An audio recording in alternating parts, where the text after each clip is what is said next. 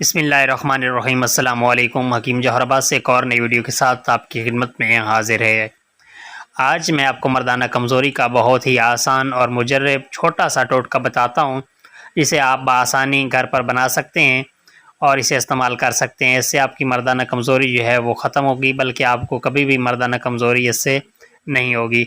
अगर आप ये इस्तेमाल करते रहेंगे तो इंशाअल्लाह आप ताउम्र जो है वो फिट रहेंगे। ये 3 चीज़ें हैं। पहली चीज़ अकरकरा है। अकरकरा जो होता है वो एक लकड़ी है, ये आपने ले लेनी है। मोटी मोटी लकड़ियाँ जो हैं वो आपने ले लेनी है। और इसके साथ जो दूसरी चीज़ है वो मूसली है। मूसली आपने सफ़ेद लेनी है, इंडिया वाली, ये इस तरह की नज़र आती है।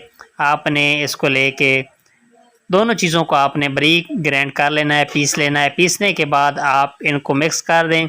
मिक्स करने के बाद तकरीबन 2 से 3 ग्राम आपने इसमें से पाउडर उठाना है और एक अदद अंडा जो है वो देसी उसमें आपने डाल के उसको ऊपर से तोड़ के उसमें डाल देना है और उसे बॉयल करना है। और रात को सोते वक्त आप दूध के साथ इस्तेमाल करें। इंशाअल्लाह आप बिल्कुल तंदुरुस्त और फिट हो जाएंगे।